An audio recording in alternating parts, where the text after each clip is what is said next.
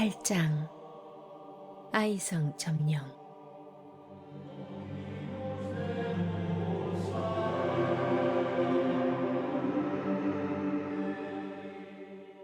하나님께서 여호수아에게 말씀하셨다. 겁내지 마라. 머뭇거리지도 마라. 너의 모든 군사를 이끌고 다시 아이로 가거라.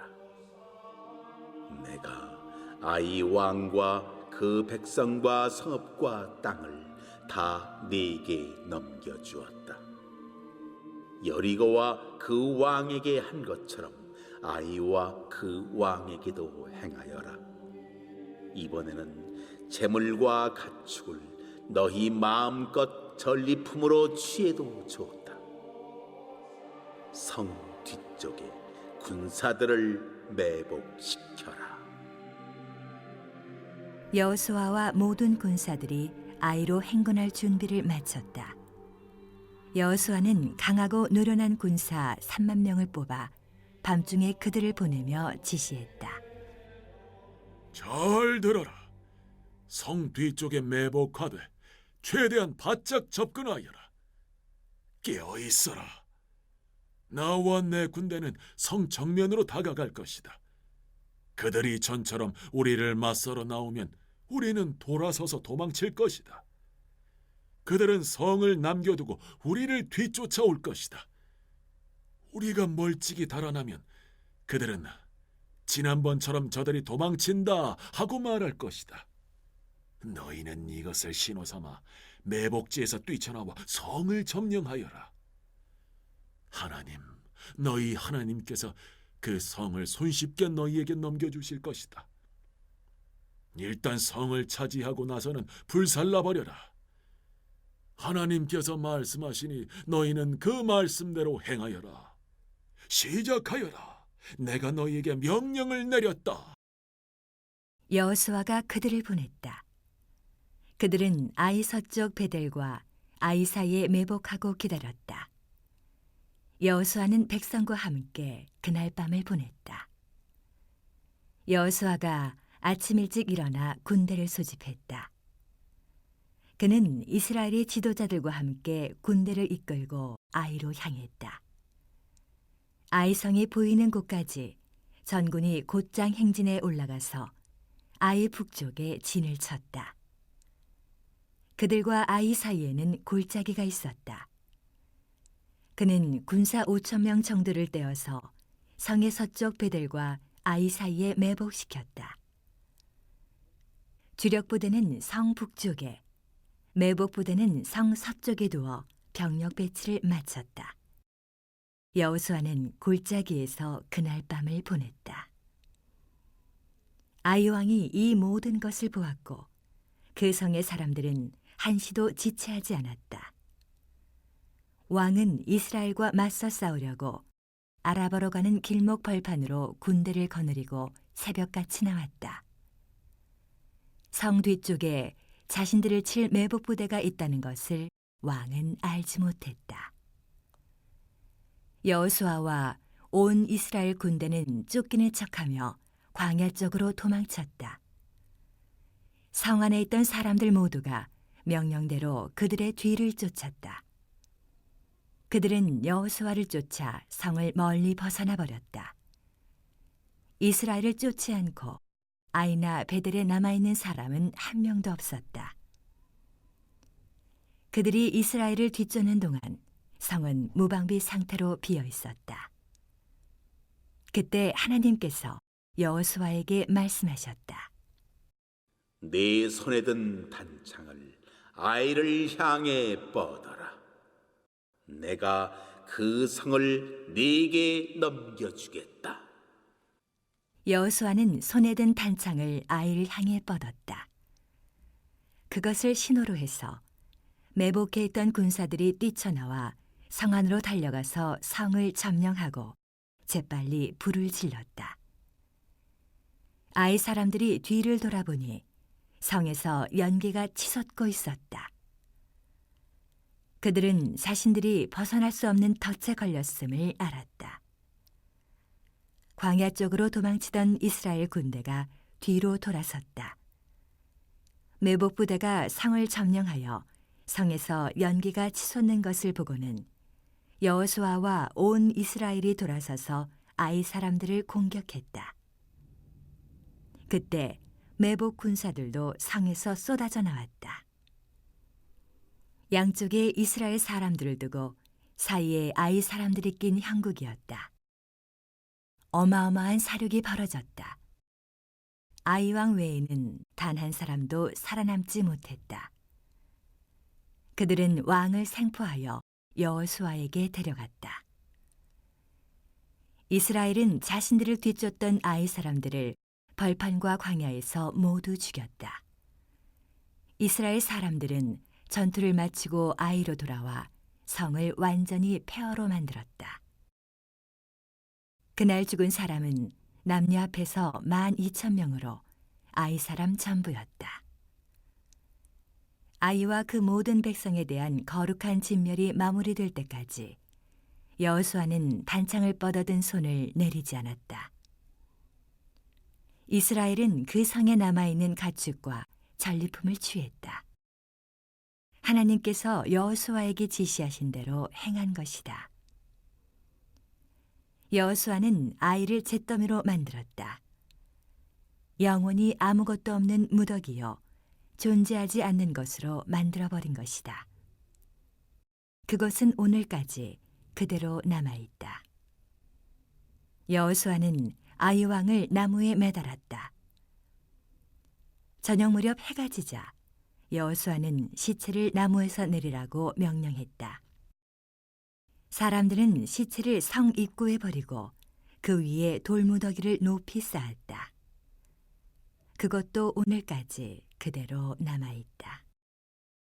이 일 후에 여호수아가 에발산에서 이스라엘의 하나님께 제단을 쌓았다. 그는 하나님의 종 모세가 이스라엘 백성에게 내린 지시를 따라 모세의 계시의 책에 기록된 대로 제단을 쌓았다. 쇠 연장으로 깎거나 다듬지 않은 돌로 쌓은 제단이었다.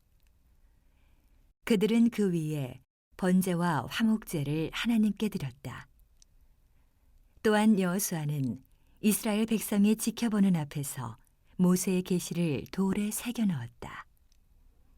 온 이스라엘이 외국인과 본국인 할 것 없이 장로와 관리, 재판관들과 함께 하나님의 언약궤를 맨 레위 제사장들을 사이에 두고 마주하여 궤 양편에 섰다.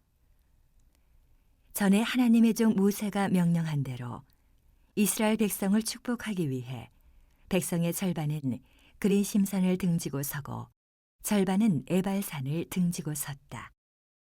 그 후에 여호수아는 계시에 기록된 모든 것, 축복과 저주, 계시의 책에 있는 모든 말씀을 낭독했다.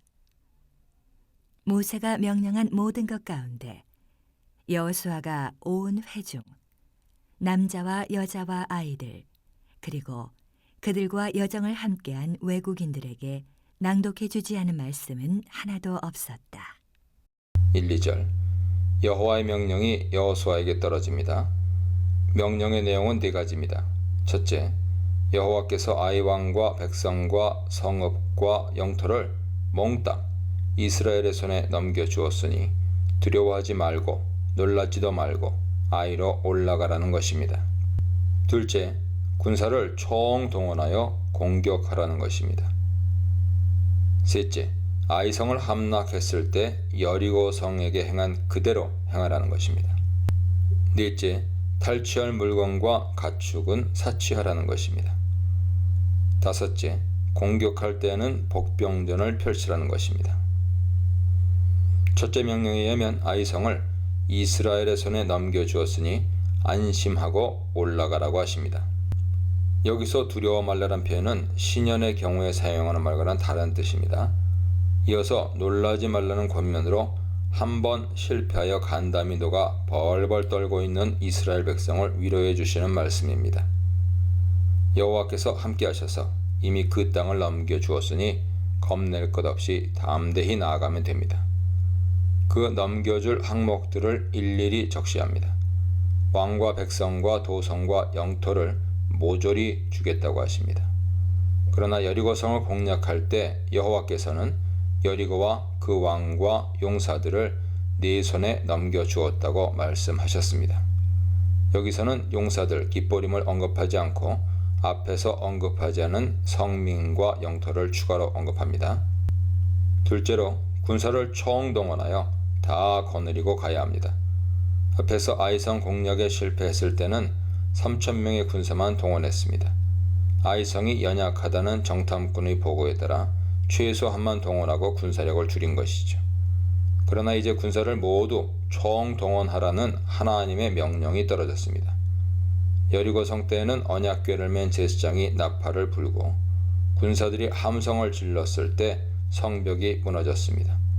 아이성 함락에는 그러한 신학적 명령이 전혀 등장하지 않습니다.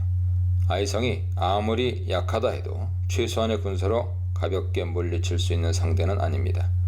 모든 군사력을 총동원해야 겨우 공략해낼 수 있습니다. 세속주의, 물질주의, 우상숭배 문명 중 어느 것도 가볍게 여길 수 있는 요소는 하나도 없습니다. 탐욕이라는 요소 하나를 짓밟아 누르는데도 온 힘을 다해야 겨우 다스릴 수 있습니다. 셋째 명령에 의하면 여리고와 그 왕에게 행한 것을 아이와 그 왕에게 그대로 행해야 합니다. 6장 21절은 그 성 안에 있는 모든 것을 온전히 바치되 남녀노소와 소와 양과 나귀를 칼날로 멸하니라 라고 보고했습니다. 그러나 아이성의 경우에는 성을 파괴하고 왕을 죽여야 합니다. 그런데 넷째 명령에 의하면 탈취한 물건과 가축은 사취해도 좋습니다.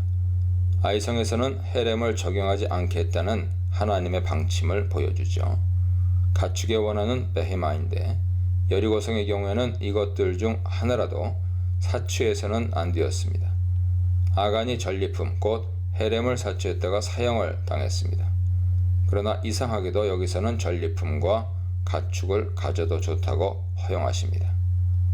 다섯째 명령은 공격할 때 복병전을 펼치라는 것이죠.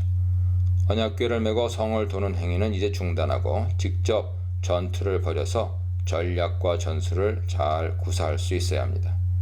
하나님께서는 직접 개입하셔서 문제를 해결해 주기도 하시지만 우리 스스로 문제를 해결할 수 있는 능력을 길러주셔서 말씀을 준행하게 하시므로 문제를 해결해 주기도 하십니다. 3절로 8절입니다. 하나님으로부터 구원의 신탁을 받은 여호수아는 3만 명의 군사를 소집하여 아이성을 향해 새로운 공격 명령을 내립니다. 그중 2만 5천 명은 아이성 북편에 진을 쳤고 나머지 5천 명은 성읍 서편 베델과 아이성 사이에 매복했습니다. 이 3만 명은 단순한 일반 병사가 아니라 최고의 능력을 갖춘 용사입니다. 첫 전쟁과 비교할 때 군사는 10배 많이 파견하고 또 유능한 군사들이 파견되었습니다. 본진과 매복군의 역할이 달랐습니다. 본진이 패한 것처럼 가장하여 아이성 군사들을 성 밖 광야로 유도하면 매복군이 성을 공격하여 불을 지르고 함락하는 작전으로 진행했습니다. 하지만 여호수아는 탈취할 물건과 가축은 스스로 가지라 허락하시는 하나님의 말씀을 백성들에게 전달하지 않습니다. 오히려 성읍을 불살라 여호와의 말씀대로 행하라고 헤렘 명령을 내립니다. 여호수아의 전달 명령에는 복병 전술이 더욱 강조되어 있습니다. 여호와의 말씀대로 행하라는 명령문 속에 하나님의 지시사항이 다 포함되어 있다고 보면 됩니다. 아이성 함락기에는 헤렘이란 단어가 8장 26절에 단 한 차례 언급되며 탈취물이 아니라 아이성 주민 남녀 12,000명을 다 진멸했다고 보도합니다. 가축과 노력한 것은 이스라엘이 탈취했습니다. 9절로 17절입니다. 하나님의 명령대로 수행되고 있습니다.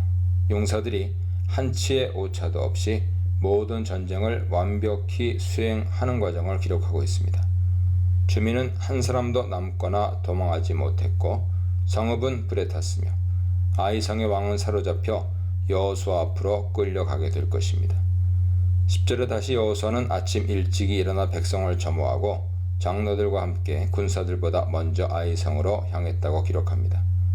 이는 이 전쟁이 용사들만의 전쟁이 아니라 이스라엘 모든 백성들이 참여하는 전 민족의 전쟁이라는 사실을 알려줍니다. 이스라엘 군사 3만 명 중 5천 명은 아이성과 베델성 사이 협곡의 복병으로 매복했습니다. 여호수아는 2만 5천 명을 거느리고 아이성의 북쪽에 집결했습니다. 여호수아는 밤에 군사를 움직여 아이와 베델 사이의 구릉지대로 군대를 이동시켰는데 이것을 본 아이 왕은 아침에 아라바 앞으로 나아가서 전투 대형을 갖추었습니다. 여호수아가 짐짓 패한 척하고 광야길 곧 동쪽으로 도망하자 아이 왕이 추격했죠. 성은 비었고 성문은 열렸습니다. 모든 것이 하나님의 지시대로 되었습니다. 여리고성처럼 비전투적인 행위는 없었습니다. 전쟁은 철저하고 용이 주도하게 진행되었습니다. 앞서 싸우시는 하나님을 의지하지 않고는 상상할 수 없는 싸움입니다. 원리나 원칙이 중요하지만 상황에 따라 하나님께서 인도하시고 지시하시는 전략에 민감해야 이길 수 있는 싸움이 영적 싸움입니다. 이 순종의 마음이 헤렘 자체보다 더 중요합니다. 헤렘이 절대 기준은 아닙니다. 절대적으로 중요한 것은 하나님의 명령을 잘 청종하고 준행하는가에 있습니다. 하나님께서 헤렘을 지키라고 하시면 지키고 지킬 필요가 없다고 하시면 지키지 않으면 됩니다. 주께서 탈취물의 사치를 엄금하시면 손도 대지 말고 주께서 탈취물을 취하라고 하시면 마음껏 취하면 됩니다. 그 단순한 순종이 승리의 길입니다. 하나님의 맞춤 양육, 믿음과 철저한 준비에 대해 묵상해 보시기 바랍니다. 18절입니다. 여호와의 지시로 여호수아가 창을 들어 올려서 아이성을 가리켰습니다. 이것은 복병에게 보내는 군호인 동시에 전투의 개시를 알리는 신호입니다. 전투가 끝날 때까지 여호수아는 단창을 든 손을 내리지 않았습니다. 지금 아이성 전투에서 여호수아가 단창을 들고 서 있는 모습은 흡사 아말렉 전투에서 모세가 지팡이를 들고 산정에 앉아 있는 모습을 닮았습니다. 모세는 지팡이를 들고 산 위에 서서 팔을 들어 올렸고 그동안 여호수아는 산 아래의 전투를 승리로 이끌었습니다. 팔이 내려오면 전세가 불리하게 돌아갔습니다. 이에 아론과 훌이 모세를 돌 위에 앉히고 양옆에서 팔을 지탱해 줌으로써 아말렉 군사를 진멸할 수 있었습니다. 아이성 전투에서는 여호수아가 단창을 들고 아이성을 가리키고 있는 동안 이스라엘이 큰 승리를 거두고 그곳을 큰 돌 무더기로 만들었습니다. 이 두 사건은 모세와 여호수아가 하나님의 명령을 성실하게 준행하는 모습을 두드러지게 묘사하고 있습니다. 작전은 물론이고 결정적인 공격 시점까지 하나님께서 알려주심으로써 처음부터 끝까지 하나님께서 공격을 주도하고 계심을 강조합니다. 구조에서 보여주듯이 18절은 여호수아 8장 아이성 함락기에서 문단의 중심축 역할을 하고 있습니다. 그러므로 말씀과 순종이 주제라고 할 수 있습니다. 19절로 25절입니다. 여호와의 지시로 여호수아가 단창을 들어 올려서 아이성을 가리키니 이것이 복병에게 보낸 군호였습니다. 단창을 보고 복병이 일어나 성읍을 점령했죠. 가나안 연합군은 아이성과 베델성의 군대로 구성되어 있었습니다. 이들은 이스라엘 군대를 추격하느라 아이성과 베델성을 다 비워두고 있었습니다. 가나안 연합군이 동쪽으로 멀리까지 추격하러 나간 사이 서쪽에 매복하고 있던 복병이 일어나서 아이성을 수월하게 점령해버렸습니다. 점령군은 아이성을 불태우고 장악해버렸죠. 성에서 불길이 치솟는 것을 보고 가나안 연합군은 당황하여 우왕좌왕했습니다. 이때 도망치던 이스라엘 군대가 뒤돌아서서 반격을 가하고 점령군도 성에서 나오니 가나안 연합군은 꼼짝없이 포위되고 앞뒤로 공격을 받아 거의 전멸했습니다. 마침내 아이 왕도 사로잡혔습니다. 여호수아가 단창을 들어 아이성을 가리키고 있는 동안 이스라엘은 아이성을 철저히 무찌른 것입니다. 아이성의 전사자는 무려 12,000명에 달했습니다. 여호수아의 단창은 하나님의 명령에 따르라는 신호였습니다. 단창에 특별한 기능이 있는 것이 아니라 단지 여호와 하나님께서 함께 하시며 여호와의 군대가 함께 싸우고 있다는 것을 보여준 것이죠. 하나님의 백성은 지도자의 손에 들린 그 신호를 보고 믿음이 강해지며 새 힘을 내고 막강한 연합군도 두려워하지 않으며 전진할 수 있게 됩니다. 지팡이나 단창과 같은 어떠한 물건이나 표상은 모두 하나님의 현존을 드러내는 도구에 불과할 뿐임을 성숙한 성도는 늘 명심하고 있어야 합니다. 여리고도성 함락기에서는 초두에 여리고 왕을 언급했지만 이야기가 마무리되도록 왕에 대해서는 다시 언급하지 않습니다. 여리고 왕을 잡아서 처단했다는 기록은 없습니다. 다만 전제되어 있으며 여호수아 10장 28절에서 회고담으로 언급되고 있을 뿐입니다. 그런데 아이성 함락기에서는 왕을 사로잡아 나무에 달아 처형했다고 명기하고 있습니다. 여호와의 거룩한 전쟁에서 적군의 왕을 어떻게 처리하는지가 매우 중요한 관심사가 됩니다. 창조 세계의 주권은 오로지 여호와 하나님께만 속한 것입니다. 어떠한 인간도 세계의 주권을 거머쥐고 하나님 대신에 호령해서는 안 됩니다. 세상의 왕들이 우상을 앞세워 자신의 권력을 휘두르다가 참 권력의 주인 되시는 하나님의 손에 심판을 당합니다. 이것이 여호와 전쟁의 핵심 주제입니다. 26절로 29절입니다. 아이성 주민들은 완전히 진멸당했습니다. 아이 주민들을 진멸하여 바치기까지 여호수아는 단창을 든 손을 거두지 않았습니다.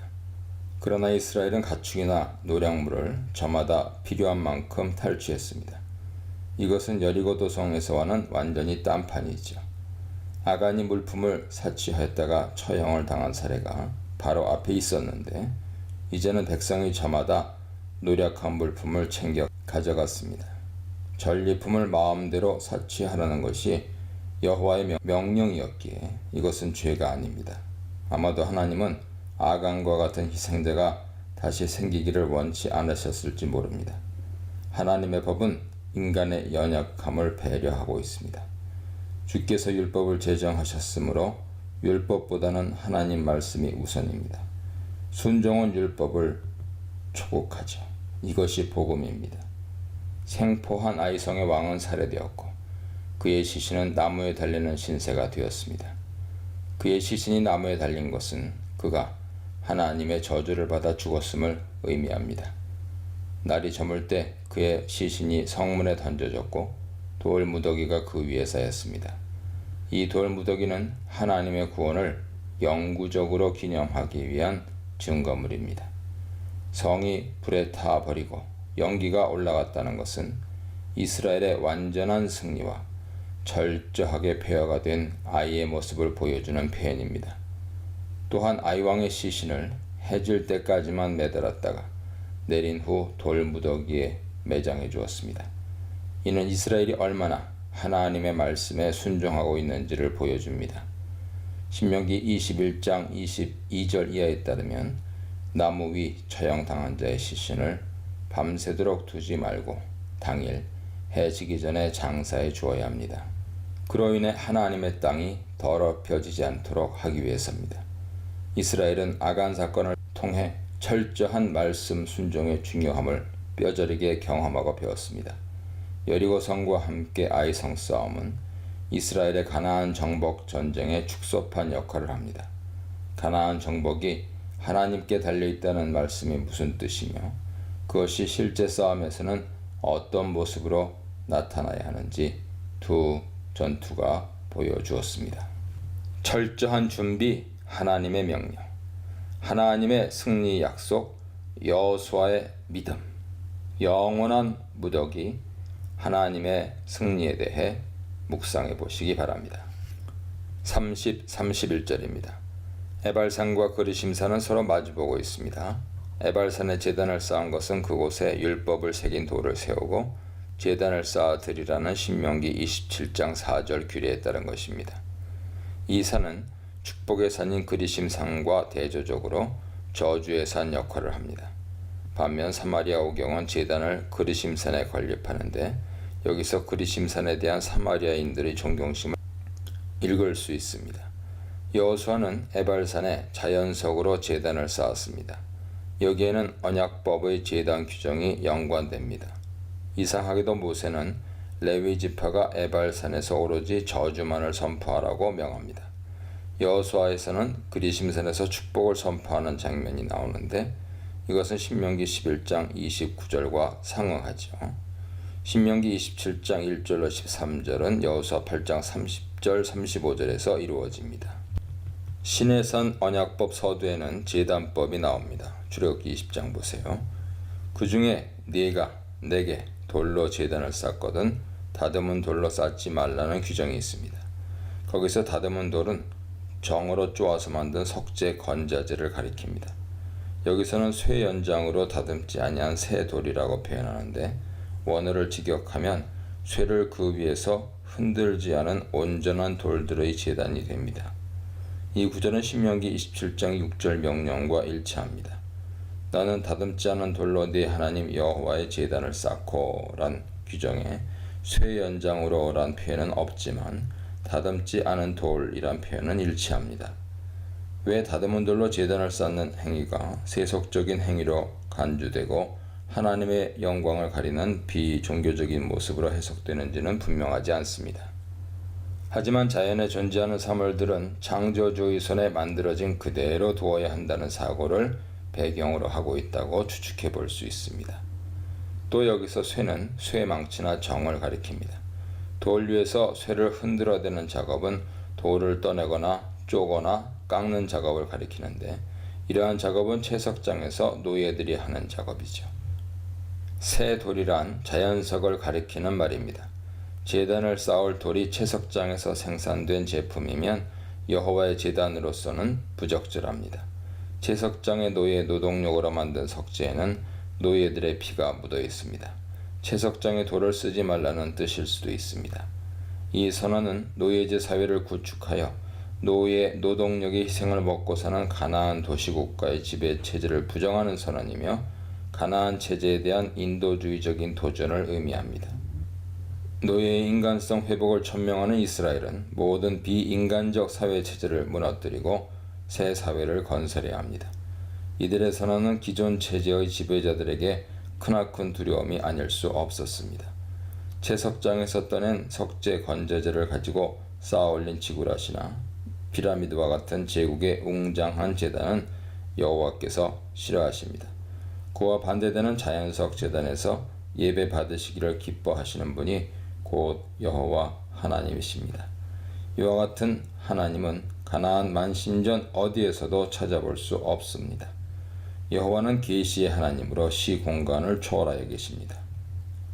피를 흘리지 말라는 윤리의 철칙 위에서 억압받는 노예들을 해방하는 유일한 하나님이십니다. 유일신 신앙은 계시의 사회 변혁을 내포하고 있으며 인본주의적 합리성을 넘어서기 때문에 우리 인간에게는 계시의 사실 앞에서 무조건 순종하는 믿음이 요청될 뿐입니다. 그런 까닭에 모세의 율법책에 게시된 내용을 자연석 제단에 새겨 기록한 것이죠. 32, 33절입니다. 여호와께 번제와 화목제를 드린 후에 여호수아는 모세의 율법을 돌 위에 기록했습니다. 히브리어 성경은 모세의 율법을 모세의 두 번째 율법이라고 진술하고 있으며 이 율법의 내용들을 하나의 돌이 아니라 여러 개의 돌들 위에 기록했다고 전하고 있습니다. 이때의 돌들은 제단을 건립할 때 사용된 돌이 아니라 신명기 27장 2절로 8절에서 언급된 석회로 매끈하게 칠한 큰 돌일 것입니다. 여호수아가 모세의 율법을 큰 돌들 위에 기록했다고 말할 때 그것은 후대에 와서 생각하는 의미의 율법 전체를 가리키지 않습니다. 그 율법은 아마도 십계명과 같은 아주 짧은 율법의 핵심적이고 본질적인 규정이라고 보아야 할 것입니다. 현실적으로 모든 율법을 그 돌 위에 기록할 수 없을 것이기 때문이죠. 여기서 강조점은 율법이 백성들에게 영원히 지워지지 않는 견고한 재질에 기록되어야 한다는 것입니다. 33절과 함께 여호수아의 새로운 행동이 시작됩니다. 희생제사를 동반한 예배 후에 일종의 설교 예배가 뒤따르고 있습니다. 예배는 축제적인 순서에 따라 진행되는데 예배의 참여자들이 긴 문장으로 소개되고 있습니다. 이 예배는 온 이스라엘과 그 장로들과 관리들과 재판장들과 본토인뿐 아니라 이방인까지 여호와의 언약궤를 맨 레위 사람 제사장들까지 참여합니다. 여기 온 이스라엘이 율법을 낭독하는 행사에 참여했다는 것은 중요한 의미를 지닙니다. 이스라엘 백성 가운데 어느 누구도 율법이 주는 축복과 저주의 대상으로부터 제외될 수 없음을 보여주기 때문이죠. 장로들과 관리들과 재판장들은 이스라엘의 정치, 행정, 사법의 지도적 위치에 있는 자들입니다. 특히 이방인들까지도 이 예배에 참여했다는 것은 주요한 특징이죠. 이방인의 예배 참여는 그들을 향한 하나님의 사랑에 근거합니다. 예배의 중심에 여호와의 임재 상징인 언약궤가 있는데 레위 사람 제사장들이 언약궤를 맨 채 양편으로 나뉜 백성들의 중앙에 서서 큰 목소리로 축복과 저주의 말씀을 선언했습니다. 여기서 언약궤가 등장하는 것은 이 부분이 신학적으로 얼마나 중요한지를 보여줍니다. 언약궤의 현존은 이스라엘이 가나안 땅에서 새로운 희망을 가지고 전진할 수 있게 된다는 사실을 암시합니다. 두 그룹이 에발산과 그리심산 앞에 각각 서게 되는데 이는 그리심산 위에 서게 된 지파들은 축복을 받고 에발산 위에 서게 된 지파들은 저주를 받는다는 뜻이 아닙니다. 그리심산에 오른 자들은 율법에 순종하는 자들을 상징하고 에발산에 오른 자들은 율법에 순종하지 않는 자들을 상징하는 것뿐입니다. 34, 35절입니다. 여호수아가 율법책의 축복과 저주 내용을 일일이 하나도 빠짐없이 낭독했습니다. 여호수아는 율법책의 말씀을 그대로 준행하여 이스라엘 남녀노소가 다 듣도록 낭독회를 열었던 것이죠. 심지어 그들 가운데 살고 있는 외국인들에게까지도 축복과 저주에 관한 모든 말씀을 낭독해 주었습니다. 여호수아는 말씀의 공동체를 이끌고 가는 지도자로서 말씀 공부와 말씀 수호에 전념하며 말씀에 순종하는 존재였습니다. 여호수아는 글자를 모르는 많은 문맹인들이 항상 율법책을 들을 수 있도록 읽어주는 과업을 수행했습니다. 교회를 섬기는 목회자들도 이와 같이 교우들에게 항상 말씀을 읽어주고 가르치는 말씀의 종이 되어야 할 것입니다. 제단을 에발산에, 축복과 저주의 길, 이방인과 거류민까지 함께 대해 묵상해 보시기 바랍니다.